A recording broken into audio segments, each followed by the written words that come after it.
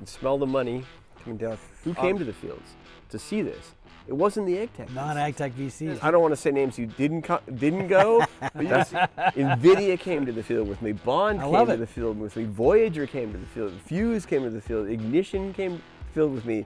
Sozo came to the field with me. And we do robots as a service, right? It tracks. It's a pattern match, right? But I'll tell you where this breaks down. Where it broke down for me. The domestic workforce shrinks. The H-2A workforce gets sometimes harder to bring in, so no jobs are getting lost. Yeah, I mean, it's things like that, and the border contention. Hello, Paul Mikesell here with Carbon Robotics, sitting today on this beautiful sunny summer day with Walt Duflock. Everybody knows Walt from Western Growers. Maybe give a real quick introduction of Western Growers again so everybody knows. Sure, we're the specialty crop guys, so fruits, nuts, and vegetables. We work with 2,000 of the largest growers in the Western region, and they love products like yours, other automation solutions, and anything that can help with the chemistry problem as well. So we spend a lot of time on robots and a lot of time on biologicals and genetics. Great. You were one of the very early people to be very helpful to us and gave us a bunch of introductions and kind of helped us figure out what we were doing down here in the region. So thank you for all that. Then we're doing our job. Yeah. So we are talking a little bit today about our new product release, Autotractor. Autotractor is the Carbon Robotics autonomous tractoring solution. The way that Autotractor works is we have a box that fits on top of your tractor and plugs into the control systems.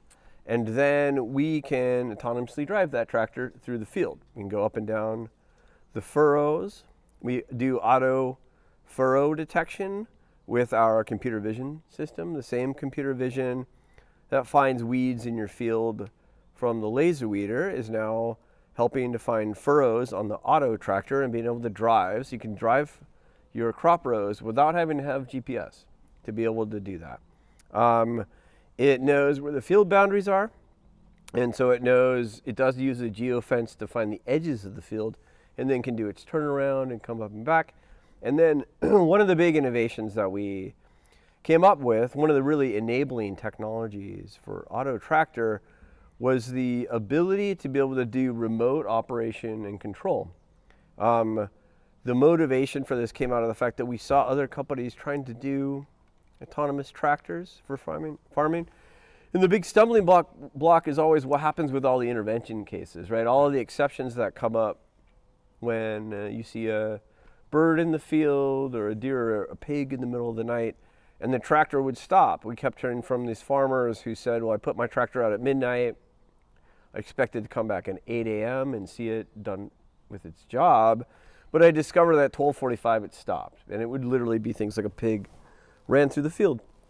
And so what we're doing with Autotractor is we have an operations team who can literally log in and take over the drive controls of any of those tractors and sees through the cameras on top, 360 degrees, and we can remotely control those tractors to get around any of those exception cases. So that's the Autotractor. People are really excited by it. So we've been running this for quite a little while now on a bunch of tractors, and really been working pretty hard at it. I think we started on Autotractor in late 2023. Me and Alex, our CTO, started working on it. Nice. So that's the Autotractor. Yeah, I don't know. Any thoughts or questions about Autotractor or concerns or thoughts? Well, no concerns. Yeah. I'm a big fan. Thank you. It's funny, I think you guys now have machines on both sides of the world, right? You can help save weeding crew labor, and you can help save driver labor. Yeah. And if you talk to the guys from John Deere who have some numbers, as many as, and you'll laugh when I say this number, 30 to 50% of driver seats on tractors go unfilled. Is that right? And it is shocking. And so we were listening to those guys as they rolled out some stuff in CES in that same area. And I also love autonomy because it allows me to remind Sacramento, hey, Midwest and Arizona are killing it, and we're still protecting the drivers and the unions. We should be going after the innovators that are building all this stuff, like you guys and other folks. So I love autonomy because it forces the regulators to realize we're behind in the tech and we're costing ourselves economic opportunities because of that. So we should really try and step up our game and enable the tech to happen. Yeah, I really worry about that in California, right? Being one of the leading growing regions in the United States, you know, you don't want to fall behind from regulation for the enabling technologies, and who gets hurt by this? It's the California farmer, right? If the regulation slows it down too much. So I hope there's maybe some things we could do together with Western growers. Maybe folks like Karen Ross would want to help, not just us, but everybody trying to bring autonomy to the farms. I think it's going to become a necessity. I mean, I kind of look at these things like, let's roll the clock forward 100 years and say, what do you think is going to be in 100 years, the situation? And then if you can kind of agree, well, yeah, of course, everything's going to be potentially autonomous at that point. Maybe everything will be, but everybody would at least admit that it's going to be a choice for everybody in farming to have autonomy at that point. Right. Then really the next question should be, okay, great, now how do we roll that time frame in, right? Why can't we do it right now? If the question is one of safety, which I think it should be, let's be safe. Let's make sure nobody gets hurt. Let's make sure that we're being safe in our deployments of these technologies. Hopefully things like AutoTractor is helpful in that regard. There's certainly examples of perfectly capable computer vision and AI systems to be able to do this kind of navigation, because you see it on the Waymos just up the road in San Francisco. Yep.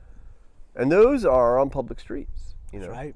And they're driving a heck of a lot faster than the tractors are driving, right? With a lot more people around. So right, exactly. So it's just kind of a shame, really, if we're going to let what this means is the ones who are really going to get hurt by this is going to be the farmers, and they're not being able to take advantage of this kind of technology. So. That's exactly right. Yep, so Karen Ross is definitely on our side on this one, and we'll hope that they can talk some sense into some of the folks that might think differently about it. But no, autonomy's come a long way in the last couple of years. It's great to see you guys get there with a lot of other folks getting there as well, and coming soon. So to me, I'm more interested in the weeding product because it solves the weeding labor crew problem. Yeah. But the driver problem, the more I talk to the OEMs, it's real. Right. And you guys are helping. It's amazing to me how many of our laser weeder customers tell me the ROI on laser weeder is great, but it could be better if they could get 24-hour tractor driving going, right? Because farming season is a fixed amount of time in months, right? But there's 24 hours in a day, and so when it's time to farm, it's time to farm. And if you can do 24/7 laser weeding in farming season, your ROI on products like laser weeder, not just laser weeder, but like products like laser weeder, even Robotics, right? These other machines. That's right. If you can get the machine time up on it, then the farmers get a much better ROI. They can run it when it's time to run it. But this is kind of interesting. There is also a safety aspect here, and I saw on. You were aware of Amos Tractor, right? Tombo and his company. I think they have some cool stuff. Mm-hmm. We'll see what happens. Yep. In the long run, but you certainly can't fault their design and their desires and whatever. But he has a thing on his website that says 40% of farming accidents are tractor rollover related. 40%. Now I don't know where he got that from, but there's certainly some. That's not the expected number. There's certainly right. So you mentioned 30%. John Deere published numbers of tractor seats going unfilled. Well, there's also some number of, let's just call it a double-digit percentage then, of injuries that come from just people being around the tractors all the time. Right. And if you can get rid of that, some of these things are dangerous, right? You're trying to. Oh, the headlands. Right. Making turns in tractors. Yeah, I hate to say it. It's way too exciting, right? It can be tricky. It can be very tricky. So if you can get, sort of in some ways, the less people you can get in the field from a safety perspective is great. But the fact that the farmers are really even struggling to get the labor at all, I think is the major point here. Yeah, that's right. Yeah. So and let's just put that myth to bed. Yeah. The whole myth that a lot of folks like to write about is, the robots are coming to take away all the jobs. Right. When you see H2A growth, which in California is about $30 an hour with transport and AWAR and all the housing costs of that, when you see that growing by 3x the last 5 years in California, clearly we're not taking away the jobs. We would love the robots to just reduce the reliance on H2A so we can get back under $20 an hour for standard domestic labor. Sure. And until that happens, there's no jobs getting taken away. The domestic workforce shrinks. The H2A workforce gets sometimes harder to bring in, so no jobs are getting lost. Yeah, and it's things like the border contention and all of this stuff, right? And it is really a difficult trek to get all the way up here from Mexico. And we always feel like, you know, going out in the field picking weeds is not a great use of time for a person, right? And even just sitting all day in a tractor going back and forth, right? I mean, a lot of farmers love to drive their tractors, and it's great and rad and fun to be around big machinery, but maybe not 24 hours a day. That's not right? 3 shifts, right? It's not 3 fun. shifts. Yeah, it's right. Yeah, it's fun for a while, right? Right. So I do think that we've got to get to the point, and I think this is true not just for farming, really, where, you know, for everything that you could consider our United States, let's call it the industrial base, okay? Manufacturing, but I include farming in that as well, right? Feeding ourselves, being able to build things for ourselves. If we get to the point where, because standard of living, price of labor means we don't make anything and we don't grow anything in the United States, we have a real problem. That's right. You know, I mean, go back to the 30s. Why did we have a farm bill? Because we wanted to make sure that the farmers could stay in business in good times and bad times. Why was that important for the national security? Because we needed to make sure we could grow our own food, okay? Yes. In the intervening, you know, almost 100 years, we've shifted to an environment where almost all of the work in the farm, not all of it, but a large percentage of it, is coming through HTOA labor. Well, if this is really such an important aspect of security for our country, being able to grow our own food, then we've got to really be able to make sure that we can do the tasks that are necessary to be able to grow our own food and not have it be so dependent on this pressure cooker of the labor situation. So we are Carbon Robotics always looking for other ways that we can help the farmers, other machines that we can bring in, other things we can be doing. So I'm looking forward to that. Maybe we could talk a little bit about, since we are just talking about other ag technologies out there that come into the farms. You know, you and I had this conversation the other day, and I thought, well, why don't we talk about this on video as well, about business model? Yeah. Okay. So kind of what were we talking about business model? How did we get into that the other day? You know, it's the age-old question of, do growers want to buy capital equipment, which you guys sell, or do they want to buy as-a-service solutions, which you guys don't at the moment sell?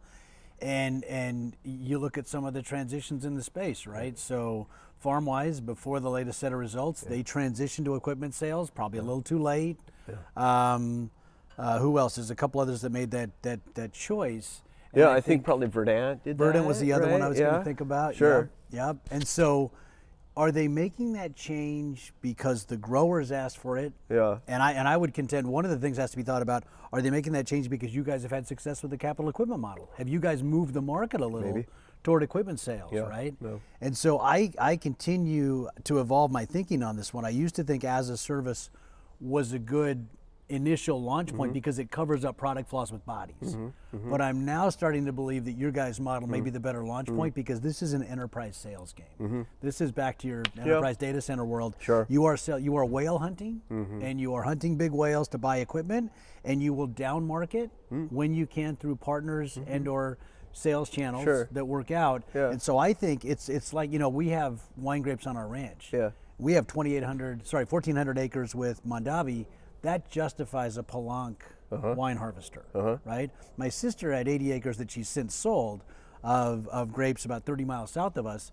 Palanque didn't make any sense. But when a guy from Paso Robles got on her radar screen when she had a labor crew get pimped from her at the last minute, which will happen, by an extra $1 an hour, she found this guy, and for $500 an hour, she had the Palanque as a service. Interesting. Made sense to come down market 5 years later, but not to start there, right? So I think the as a service model is a very open question in my mind. And again, if it's a whale hunt, most of those guys I think want to take the equipment purchase model. They'll take the margin opportunity and risk off the labor behind it. Right? Yeah. It's interesting. I think, I mean, for us, going down market really meant building a smaller laser weeder. I was going to say. Instead of using channel. Right. Because I've found, I mean, I know how to run a channel business. I've done it before. And I found that the channel in agriculture is not really there. In other words, who as a national brand or even regional brand is really going to be able to sell your product for you and justify the margin they're going to take. And I got to tell you, we didn't find anybody that came anywhere near close to justify. Okay. And I have seen other. And I hope some of these dealers are listening because they want your business. They right? should. They have to earn it. Yeah, they have to earn it. I don't think they're actually that. I don't think they're really thinking this way. But you know, I think there's been some people who've signed deals like this, AgTech manufacturers who've signed deals like this, and I will tell you, they all probably came to regret it. Because the dealers just do not know how to sell. They don't know how to value sell, right? They're used to doing feature selling. I think that's part of it. Part of it is that, and they don't really have a national channel. It's a regional. It's a very regional. That's definitely fair. It's a very fragmented model. I agree with that. And me as a business owner, technology, inventor, but really somebody who takes a lot of pride in what we do for our customers, I don't want to lose that relationship. Right. I don't want to put anybody between me and our customer. All of our customers have my card and they have my cell number. And I want them to be able to call me if they're happy or sad, pissed off or delighted. Right. Really. It's a great point. And so, and the only best practice for founders, to be honest. The only reason our products get better, honestly, and if I've got too much between me and the customer, not just me, our management team, all the people who are involved in designing and working on the software, everything, if there's too much in between us, then I really worry we're going to kind of lose our ability to sort of see what's coming and to have the heart and soul of the grower and the customer as our number one priority. We need to maintain that. But I'll tell you why, just going back to the robots as a service, I think, I've said this before, and I'll say it again. I think that the venture capital groups up in Silicon Valley, Menlo Park, this area, and we're in Los Gatos. We're near enough. You can smell the money coming down. That with the winds blowing the right way. I think they did these companies a disservice, though, these AgTech companies, because they software as a service worked very well. Yep. Right? It was working very well. Blow it out of the water. Let's go. SaaS is a segment of significance. Let's go. Right, exactly. And so then they said, well, why don't we do robots as a service? Right? It tracks. It's a pattern match. Right. But I'll tell you where this breaks down. Where it broke down for me. This is why we didn't do it in the beginning. We never did robots as a service. We always selling robots. This very simple math, is why I never wanted to do it, and frankly, why I'm worried for some of the newer breed of companies that is coming out that's talking about doing robots as a service. Right. And you and I saw some of those at World AgriTech. We did. Some of them are, I try to be supportive of them. I try to give them help. I try to advice, whatever I have. And but I always try to tell them we'll be really careful with as a service. So I'll give you the simple math about why I think as a service is a bad deal for growers, and it's a bad deal for companies trying to provide it. So here's very, very simple math.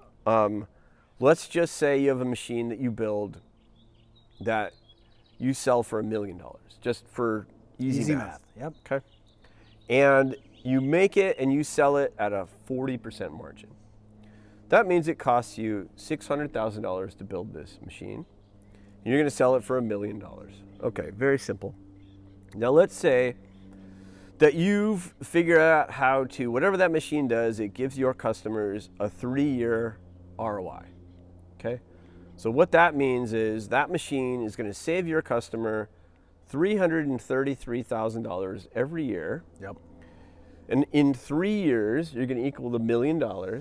And it pays for itself. That's right. Okay, simple math. So if I'm selling that machine to a farmer, then what that means is I spent $600,000 and I earned $1 million at 40% margin. That's what I get as a manufacturer. It means that the farmer bought this machine, and in that 1, 2, 3 years, the machine pays for itself with its savings, and then for the rest of the lifetime of the machine, that farmer essentially has free whatever it is the machine does for them, right? Because it's paid for itself. Yes. Okay. Then on top of that, we have Section 179 deduction. right? We have programs, at least in this country, to incentivize growers to purchase machinery. And it's similar in Europe, in Japan, and just about everywhere else that they're growing. In fact, it's even more significant in some of those places. So incentivization structure around purchasing machinery, you get your ROI covered, and then whatever the machine's task is essentially free from you from there on. That's why I like selling a machine. Now let's take the same thing and look at it as a service. As a service, my customer is saving $333,000 a year. What am I going to charge them per year for as a service to fulfill that role? Okay, let's say I'm going to do $200,000 a year, okay? So my customer is now saving $130,000 a year, right? 333 minus my 200 I'm charging them. Yes. In perpetuity. They're saving $133,000 a year in perpetuity. It never pays off. They're always paying me 200 over and over and over again, right? They're always paying me the 200. Okay. I'm doing $333,000 a year worth of work for $200,000. And the grower, they never pay off the machine, right? They're paying me the $200,000 every year. Okay. Now, I would argue that's worse for the grower, right? Because they never sort of get the whole thing paid off and then just reap the benefits. Now, why is it bad for the equipment provider? It's bad for me as an equipment provider because, remember, I said I get 40% margin on this machine. It means it cost me $600,000 to build, and I'm earning $200,000 a year on that machine. Right. It's going to take me 3 years to get my COGS back on this thing. Correct. Cost of goods sold. It's going to take me 3 years to pay myself back for the machine that I built that I'm renting out. So I've just limited my growth because I have to have enough capital up front to build however many machines I'm going to rent out, and I don't even make back that money until 3 years for each of the machines. Right. So it's not good for me as an equipment provider. So it's bad for the farmers. It's bad for the equipment providers. So, who is it good for? I don't think it's good for anybody. I think it's a problem. And so on that point, it's good for the solution provider who can add labor to it and take margin off that. Yeah. And offer it to the third party. But Sure. that's not you guys, because that's actually a margin constrictor for you guys, right? But that's the one argument for Channel is if it's ever going to work, it's probably that model where they put the labor on and get margin off. Yeah, it would be something like they buy some equipment and then like a par, like Bartley Walker, that kind of thing. Yeah. Sure, absolutely. And I right, exactly. So maybe there's some reason why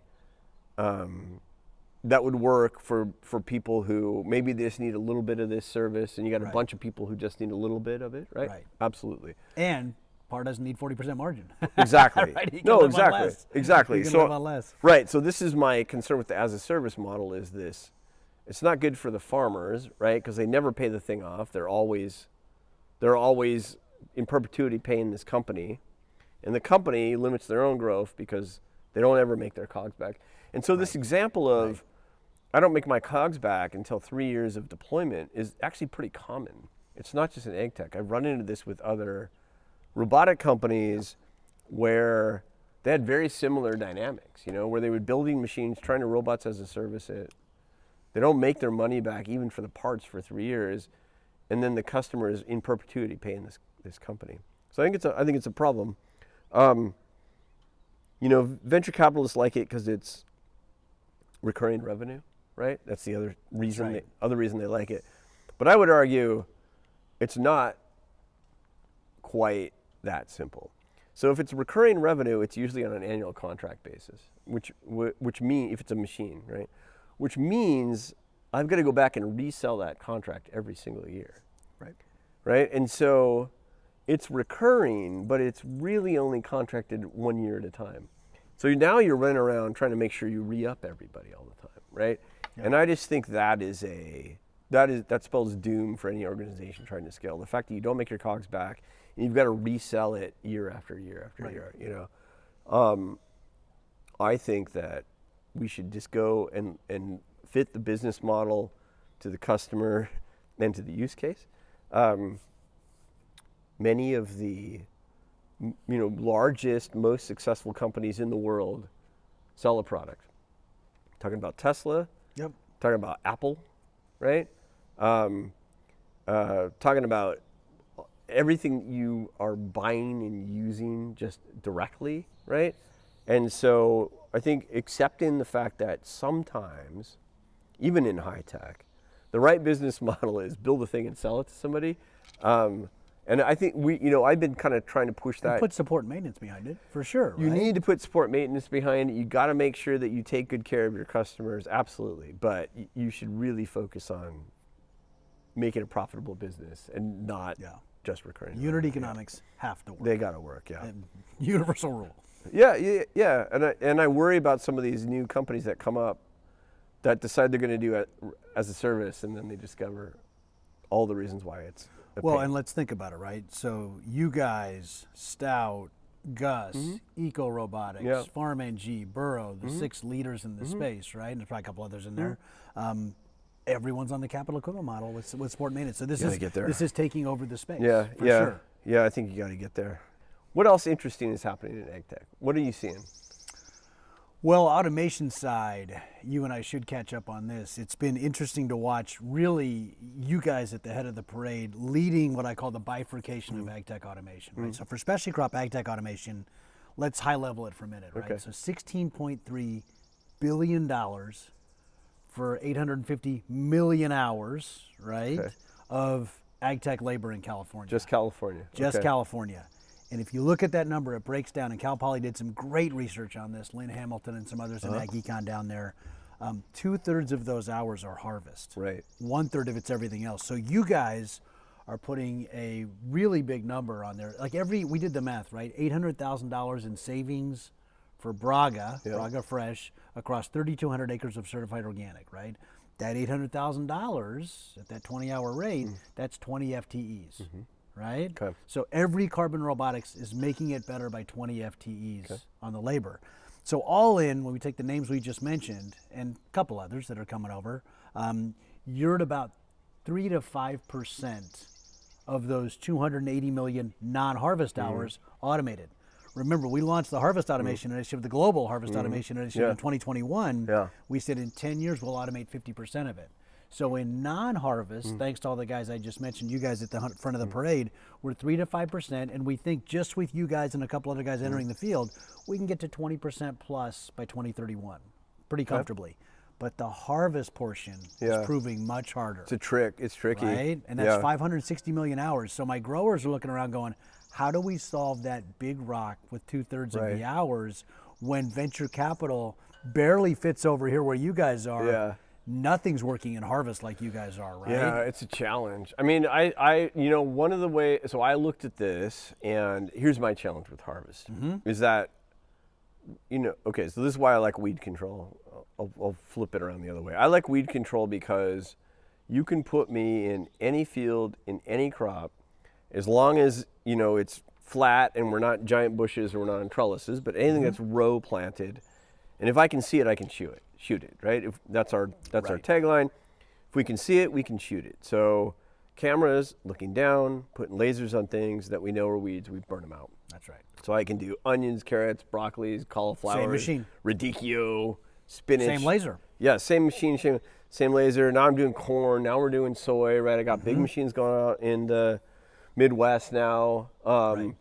Some of the veg that we're doing, it's stuff I've never seen, don't even know about. It's going into these specialty markets, but if I can see it, I can shoot it. Okay. And weed control. It's search and destroy. And it's search and destroy, that's right. Daintily pick and put into a bin. That's the other good point, is that it's easier to selectively destroy things than it is to carefully take care of them. It just is. And so the two things that we're hitting on here is that it's a lot more difficult to take care of a product and make it available for a consumer than it is to get rid of something unwanted. And then the second thing is that it's not just harvest, it's segmented. So harvest lettuce, harvest strawberries, harvest broccolis, harvest cauliflowers, right? Harvest carrots, harvest potatoes. Exactly. So then if you take any of those and sort of look at them, well, now you're not talking about the number you said. What was it, 50% or 60%? So it's right? 2/3 of the Okay. hours. All right. But each crop needs its own robot. Right, that's the challenge. The total addressable market gets small fast. Yeah, the TAM on any one of those gets small really quickly. So then you say, okay, some of our friends around here, want us to look into lettuces. Yep. Okay. Yep. And I've had these conversations, and I want to do it. I want to, right? I want to help them because I can tell that they feel the need. But the problem is, of course, I look at the market and I look at what the machine needs to do, and a lot of this is very fine grain, right? It is how far up do you cut the stem? How many leaves do you peel off? Which color do you select, right? How do you handle it? Okay, so it's a lot more specialized of a task. And the market's already vertically segmented, right?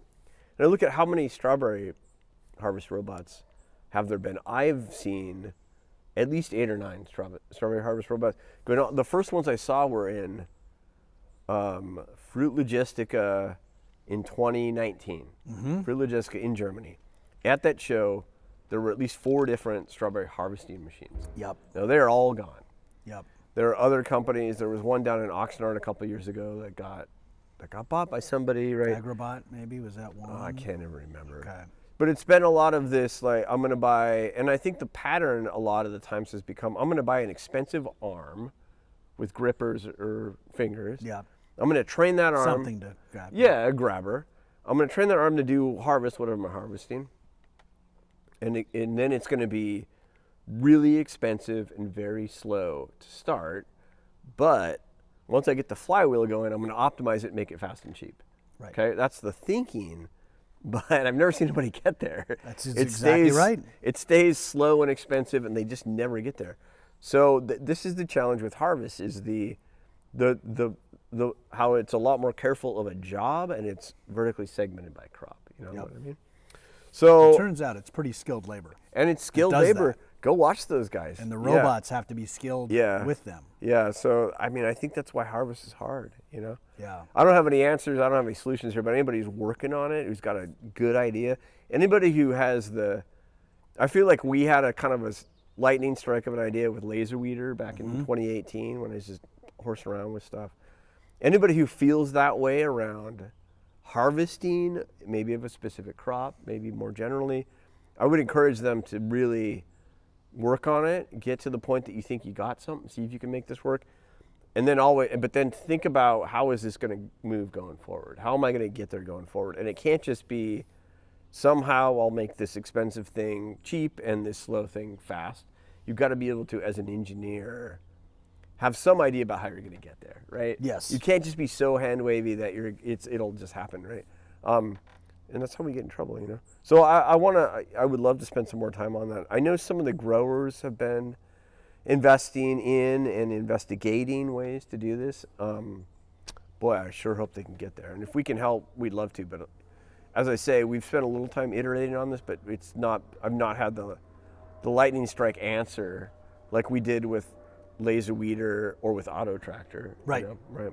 I mean, the thing with auto tractor was the real lightning strike moment for me with auto tractor was, we had always known that we had a good autonomy stack. Our original laser weeder was a self-driving autonomous unit that drove itself. In fact, we still have some of them.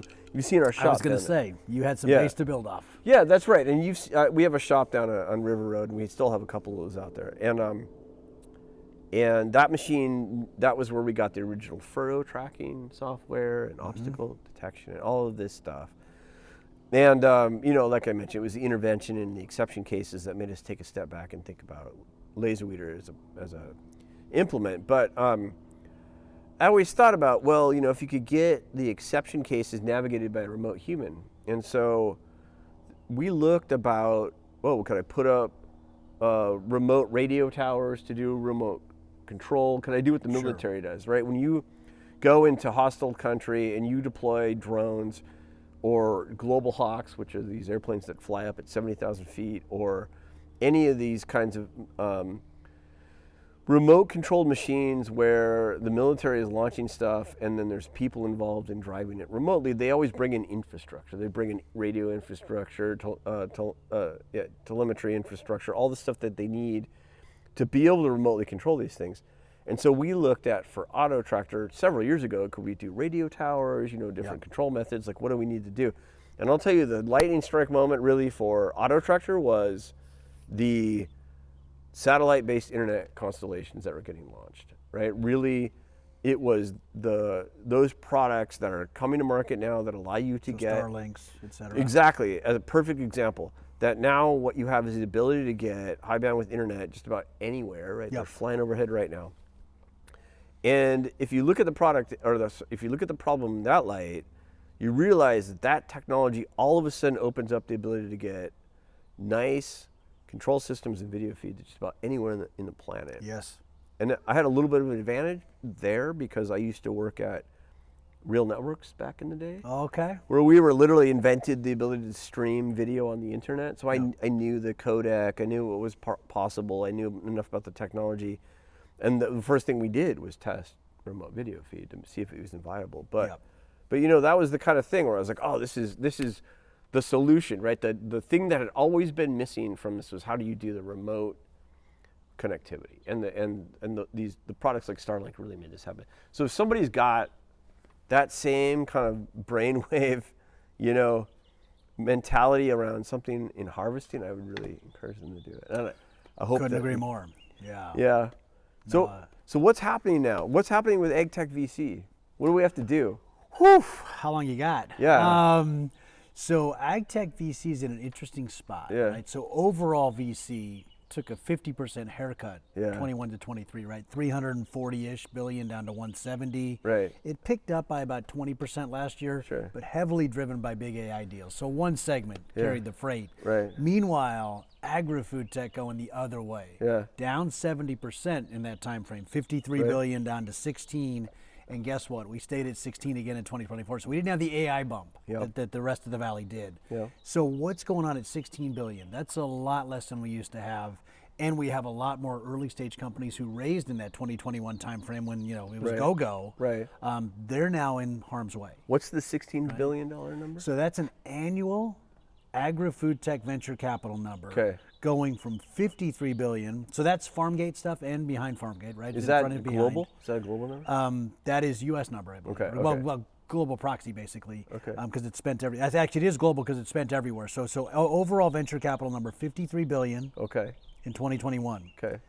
16 billion in 2023, 15.6. Okay. And then 16 billion up just a little bit in 2024. Right. So agri-food tech now is down under 20 billion, and I believe we will be here for a while because there are structural challenges to the space. If you think about core Silicon Valley stuff where we're at, you had a huge drop in IPOs, right? From 1,050 in 2021 to 154 in 2023. Right. Stay private longer means more private unicorns than public unicorns. Yep. That's breaking the flywheel of capital. LPs are not, they're sitting on a stack of cash telling the venture capitalists, earn it. Right. Earn it. Come show me my returns, get that flywheel going.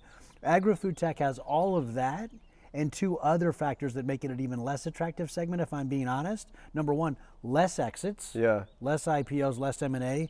And number two, we're just a longer cycle than conventional stuff, right? Plus, I guess I'd give it 3.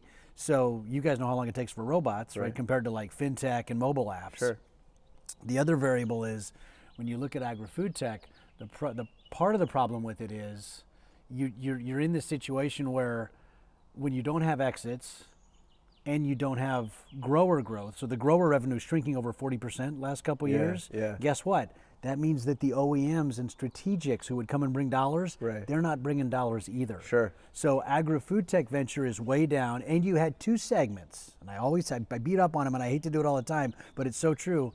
Controlled environment ag, the vertical farming kids, and alternative meats, the Impossible Burger kids and Beyond Meat. They had 42% of that 53 billion. So when they crater, they leave a huge hole. That's why we're down 70 instead of just 50 like normal tech.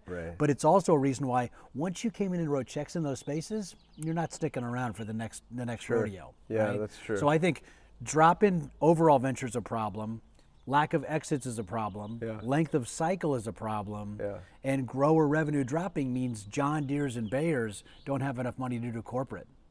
So, again, we should be drinking. We're gonna break all of that. we're not looking for. No, that's right. We're not looking for a John Deere exit. We're not, and our plan is to IPO, and we're trucking on the revenue front. But awesome. But I hope to be the example. You know what I mean? I hope to be able. But I'll tell you something else. That's kind of interesting. You may notice that on our cap table, our cap table is not public, but if you go back and you look you look at our investment history, we have a very nice cadre of very accomplished and established venture capital firms, but none of them are AgTech. There is nobody on our board. There's nobody who's invested in the company that's focused on AgTech. Now, many of them have a side interest in AgTech. Mm-hmm. A couple of them used to be farmers, right? But they are not AgTech firms. Right. And here's my hot take, because you got to have a hot take to get the clicks, right? Right. We'll have that. Right. I believe that the AgTech investors, maybe because they didn't have exits for so long, maybe because M&A was so few and far between, they started investing out of a place of fear instead of a place of excitement. Right. Defense. Defense versus, and so what they were doing was they were investing in something that looked like what already existed, but what was a little bit better. And so part of the reason why I don't have any, or crazy stuff like vertical farming and alternative proteins, like where if you just looked at the competitive set, growers and livestock producers were always out there. Yeah. They just chose to look past them. So exactly. lack of due diligence was exactly. the problem. Yeah, and it was some kind of like desperation almost or something. So the thing that my knock on the AgTech VCs is that they were just so they did not, our product laser weeder, for example, they didn't believe in it. Right. I couldn't the number of times where I was told by the people who are in the know, who understand farming and have written checks in this space, that laser weeding won't work, it's impossible, constantly. But what was crazy about this situation was we already had it working and I could demonstrate it, right? And so this is interesting. Who came to the farms with me? Who came to the fields to see this? It wasn't the AgTech. Non-AgTech VCs. Right, exactly. I've heard this. That's what blew my mind. It wasn't. I don't want to say names who didn't go, but you can think. But who did? Well, come? NVIDIA did go. NVIDIA came to the field with me. Bond came to the field with me. Voyager came to the field. Fuse came to the field. Ignition came to the field with me. Sozo came to the field with me. Like, these are VCs who got excited by the technology, did the due diligence with me, with the customer. I have the customer refs. I'll come see it, right? 100%. And said, oh, I see. This is going to work, right? So why did none of those AgTech VCs do it? It was weird. It's a great question. Is this one of those scenarios where they couldn't see it with fresh eyes because they had been steeped in it for so long that they said anything outside of what we've experienced before is not going to work because this is our specialty, right? I don't have a great answer there, but it was kind of like a great point, Paul. Right, so it's disappointing now because let's assume that we're going to keep doing well, and then we have a big exit. Who wins? Not the AgTech VCs. Correct. Because they didn't put any money in us. Correct. So it's like it's a self-fulfilling cycle, right? If they say we can't make any money in AgTech, and then they invest in the non-interesting stuff, and then they wind up not making any money in AgTech. You know what I mean? Yeah. So I don't know. Credit to our VCs, I think, for having the foresight and being willing to do this exploration with us. But absolutely, I mean, the fact that NVIDIA came down, spent a day with us, right? It's huge. They didn't have to do that. They had other. They're busy. They're busy. They're busy. I got friends there. Yeah. So I was really impressed by them doing that, and I feel like that means that they're a company who's not just trying to sell their AI chips, but really trying to understand the ways in which they get used in different markets. That's right. And understand where things are going. And maybe that's why they'll continue to be successful. I hope so, because they were very good to us. They were very nice about the whole thing. Mm-hmm. And they kind of came at the problem with the kind of fresh eyes and openness that really leads to great things, right? Mm-hmm. And I would love to see that happen. So I would just encourage to any AgTech VCs that are listening to this that aren't super mad at me right now after what I just said, to be a little more willing. To remind them they could have been on the cap table. Yeah, exactly. But even just for the future, for the next crop of AgTech inventors, like be a little more exploratory and be willing to go to see some of these farms. It still shocks me that the AgTech venture capital investors was the one group who was unwilling to come see it in the fields. I don't even know what Same offer from me, guys. Yeah. If anybody wants to go see farmers and go see fields, I know a few guys. They should. That's what they should go. All of those folks should come see you. You know what would be great is if Western growers could put on a venture capital focused AgTech day, and you'd think that would be such a slam dunk, but at the same time, like, I got to tell you, I can picture the same thing happening. Where they don't go. Well, right, we do FERA. Yeah. We take automation for a couple of days. We do Biological Summit to show them biologicals for a couple of days. Cool. And we're doing Reservoir Farms. Yeah. So on-farm robotics incubator, coming soon to Salinas, coming soon to Merced. Yeah. We'll be ready to show it off all the time. I met that guy at one of the shows. Danny Bernstein. Yeah, and I was excited by him. I wanted to, any ways I could help with that, I would like to go. We'd love it. That. Yeah, that'd be great. I like that. Let's talk about next-gen tractors. Okay. Here's my thesis. The next generation of tractor should be able to talk to smart implements like laser weeder, and there are many other examples. Yep. Talk to those smart implements about what? How fast do you want to go, right? Our company's machine, laser weeder, not just our company's machine, other ones. That's right. Want to say, go this fast, because I care about how many weeds, right? But same thing for harvest and all kinds of stuff, right?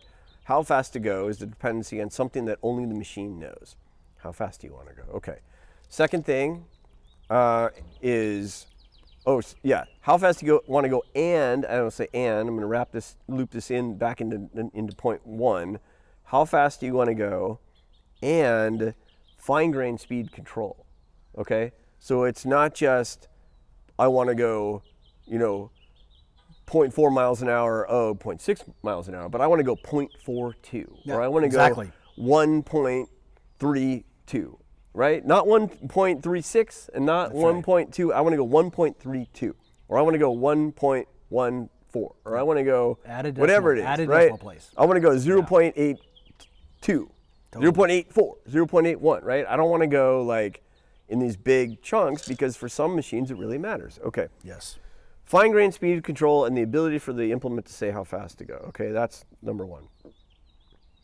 Second thing, the ability for autonomy, right? And I think auto tractor is a good example. I think it's got to be monitored autonomy. I do think monitored autonomy is going to be the future. Yep. So we need the ability for autonomous driving. Okay. Okay, and then third thing is, I think we're going to get to the point now where electric drives is going to surpass the ability to do everything through mechanical linkages. And so I think we're going to get to the point where it's going to be diesel electric. It's going to be diesel electric, right? Okay. Look at John Deere's IVT, look at the CVT, right? Very innovative technologies. And I would argue that we're getting to the point now where they're almost obsolete, right? Because if I'm doing electric motors, what do I need to do that speed control? I can really finely control the speed of each of those motors, and my distribution through the equipment is as simple as a wiring harness, right? I'm not drilling the IVT is really clever, right? It's a conical drive with a conical gear with like a belt on. It's cool, right? But you don't need it anymore if you do everything electric. Now, I don't think we have the infrastructure to do EV, and I think we're a long ways from batteries being able to do it. 100%. But I do think diesel electric is the place where we should be. Now, maybe that's controversial, whatever, but I think diesel electric with the ability for autonomy and then smart implement control and fine grain speed control, I think that's where the tractor of the future is going. And I want to see somebody building it. I don't see anybody really building it. I see John Deere marching down their path. I see, C&H moving down their path, Fendt, etc. So I think there's a big opening here. Yeah. And I'd like to see somebody tackle that. What do you think about next gen tractor? Boy, those are all great points. I totally agree. And I would say, so we went back, Eric Morgan and Braga. Sure. to ISG, the Intelligent Solutions Group. Right. And it's interesting. The things that Deere is working on, you saw the CES announcement, you saw autonomy and stuff like that, you see electric. Yeah, I saw them announce autonomy for the 8th straight year in a row at CES. I went back and I looked, and you can go look right now, and you can type into your Google, John Deere announces autonomy at CES. You will find that announcement going back 8 years. It's a perennial announcement, right? Right. And in this case, it was kind of a rollout announcement. But you're right. That's fair. And so what I would say is, I think we may be waiting for a while, because what I heard at ISG was they want 10% of their revenue, and this is when they were $52 billion, to be software and solutions and recurring revenue stuff. And so they're looking for ways to do more with the data off of the tractors and implements, which again, you could see better implement connectivity happening. And I think a lot of it they're resting on tractor interface management. And Tim has its pluses and minuses, right? So I agree with you. I think all of those are right. And I share your frustration with electric. I can tell you and it implements two ways, right? Number one, stop mandating that we go to electric, because F-150s are tough enough. 18-wheelers are impossible, right? Well, and they announced the mandates, and then they yanked them back. That's exactly right. So who gets hurt? The people that tried to comply with the mandate. Well, because they invested, right? And I would argue, all the manufacturers like Volvo that went all in on electric and now look like fools, right? And if you're John Deere and you're investing how much in an electric tractor that's making progress every year but not in the market yet, there's an opportunity cost. They can't build the stuff you want because they're chasing electric vehicles potentially, right? So I think the challenge is you're calling out the right stuff to be focused on, but I don't know if that's where the product roadmaps are going for the larger OEMs, because they're doing some other stuff. Opportunity, right?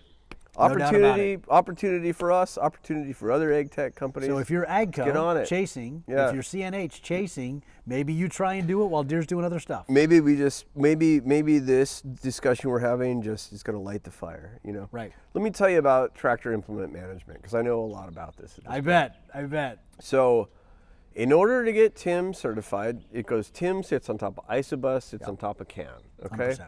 Sounds easy. It's easy to diagram. TIM is, that whole thing is maintained and authorized and certificated through a group called the AEF, out of somewhere in Europe, maybe the Netherlands.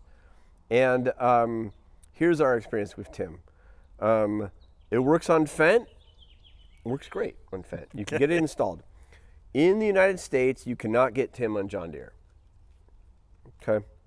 No TIM on John Deere. Really? Yeah. They don't, it's a different software package in the United States. They don't even have TIM for the United States software package. Okay. They cannot give it to you. They won't give it to you. We have long email threads going back and forth for this. In Europe, you can get it installed on the John Deere. On the John Deere, running on TIM, I mentioned the ability to want to control the implement. I have the implement control the tractor to fine grain control. There are certain speeds under which a John Deere, it will just disconnect from you on the TIM, and you can't get the control back. And so this is I don't know what, arbitrary decision, who knows why. On the Fendt, again, it works great. On the Deere, it just, below certain speeds, it just hangs up. And I think that they've decided that, below some speeds, it's like close enough to not moving. We want to pretend it goes into this thing called standstill mode. This is all goofy stuff. The other thing about it is that it certainly sounds like it's not a technical. It's a real right. And the other thing about it is that you have to get this production certificate from the AEF, and you have to maintain that certification every year. So you, the implement manufacturer, have to, and you have to pay, and the tractor owner has to pay an annual fee for this software on their tractor as well. For really, TIM, the end user? Yeah, because the AEF mandate, the AEF makes money this way, and so the software providers have to pass that through, all of this stuff. But we, as a TIM implementer, will have to maintain this certificate every year, right? And the AEF is now in the middle of this. And then we miss a payment, or we make the payment and there's a clerical screw up, or something happens. They can shut down your ability. Locks it down? Anytime, wow. at any time. Now, why is it that I'm a farmer, I own this tractor, and I own this implement, and what I want to do is plug them together? Right. Why is the AEF in the middle of this connection? for what possible reason is super important that John Deere out of Illinois has somebody in the Netherlands deciding whether or not the laser weeder in Salinas is able to connect to their tractor? That's a great point. So to me, I think Tim. I appreciate that data. That's really good data. We've been through it. I can tell. With an underline. Yeah. So I feel like what we need is to take a fresh look at, is there a better way to do Tim? Do we need Tim? Are there other things we could be doing? Okay. I just really want to make this the best solution for the farmers we can make. And it means the tractor and the implement need to be talking about what they're trying to do.